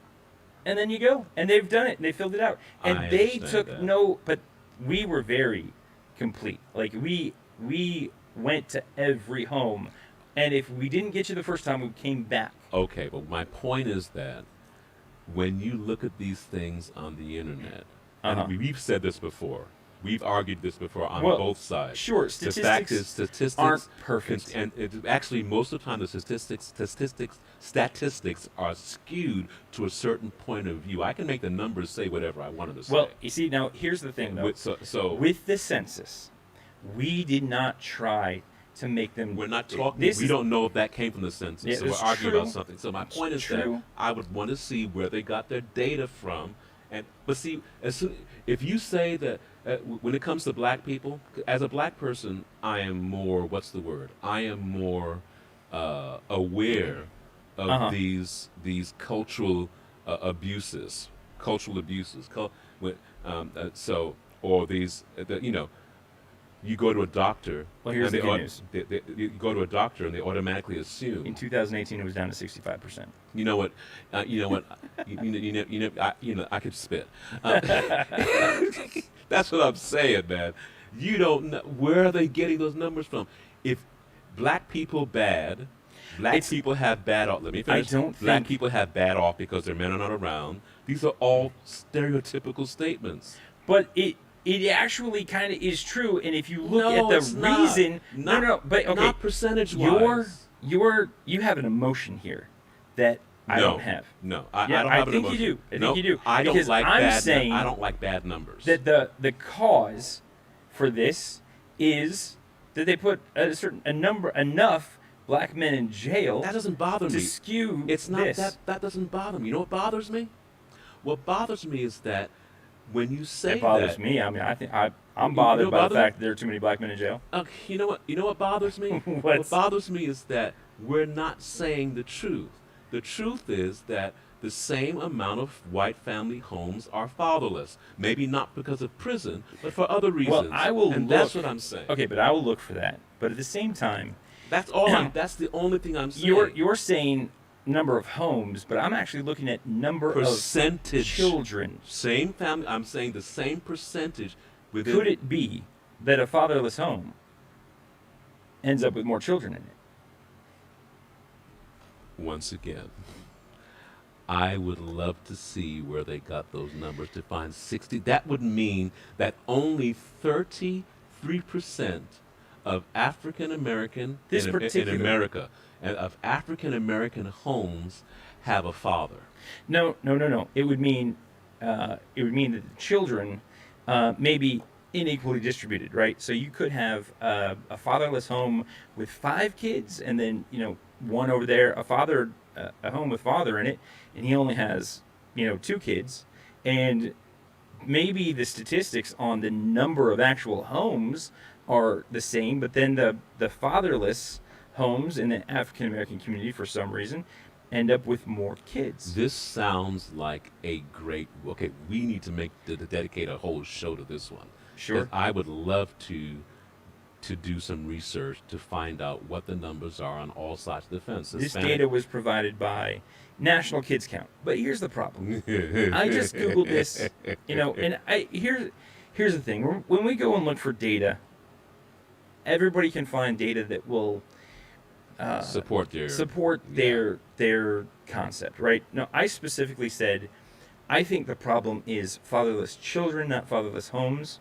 And so I looked for a kid count of the number of kids or percent of kids in fatherless homes. And I did that on purpose. That was what I was looking for. Yeah. And I think that if this data is correct, and it tracks back to the fact that there are more African American or black men in prison, percentage-wise. then this argument that I heard from Brett Weinstein could be true. Now, again, I was kind of interested in the argument because, first of all, he's an evolutionary biologist and he studies these things before he opens his mouth and says it.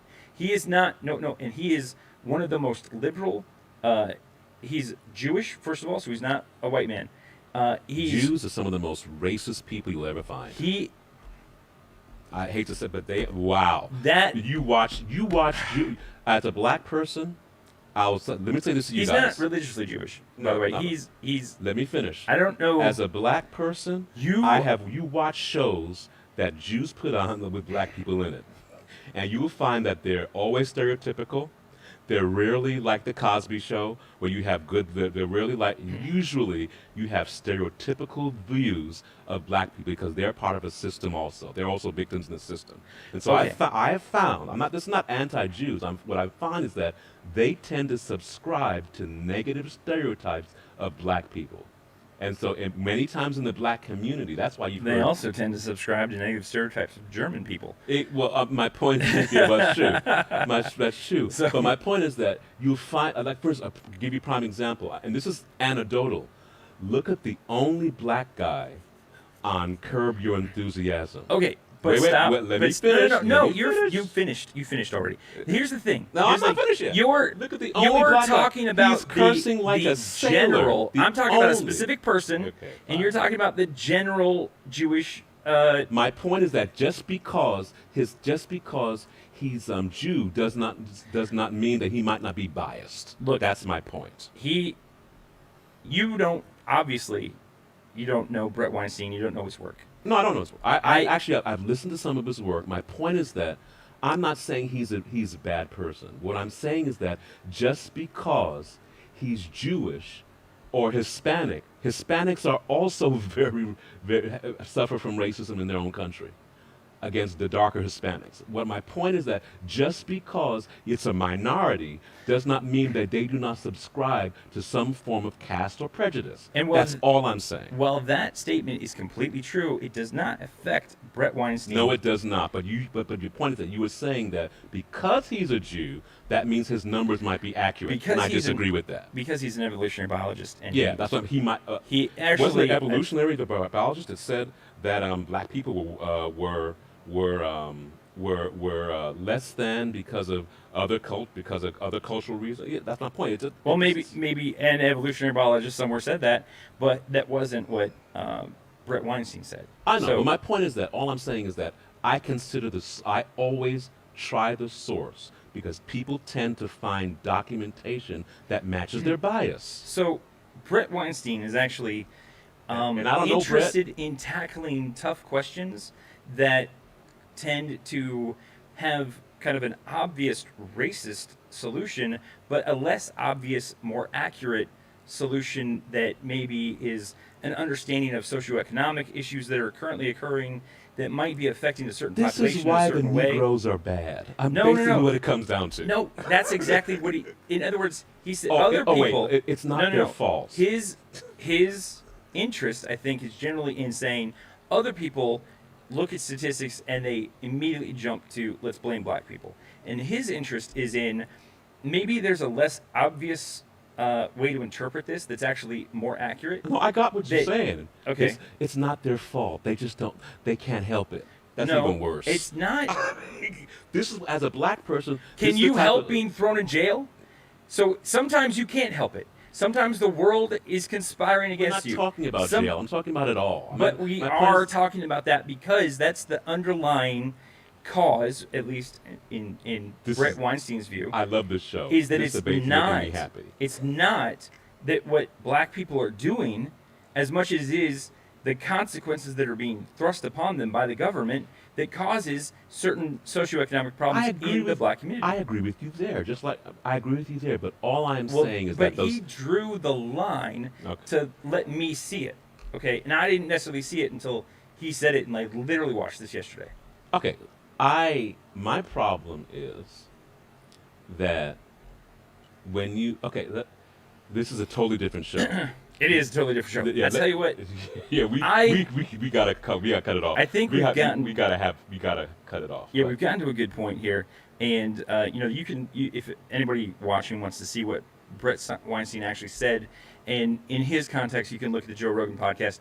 As a matter of fact, I'm not too concerned that people will watch our podcast and not the Joe Rogan podcast.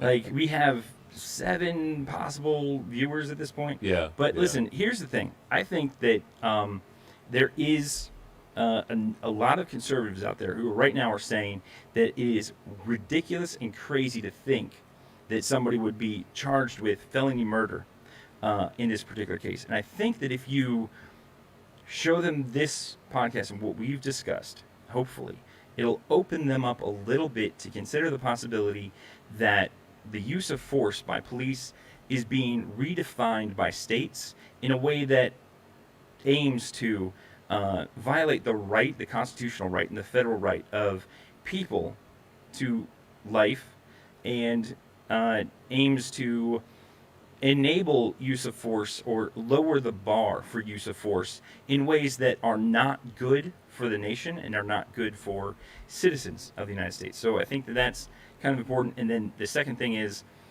it may be necessary in this case for the federal government to step in and say, we're going to prosecute this use of force because it violates our federal standards, even if the state has decided that it doesn't violate the state standards. And that actually may be the case here. So we need to look at that. But share this with your friends. Let us know in the comments what you think, and we would be happy to revisit this if any of the facts change or anything that we know about it changes, and then maybe it'll change our minds. This is the Great Lou. This is And this is the Great Dave. the humble Dave. Yeah. Signing off. Signing off. Hey, see.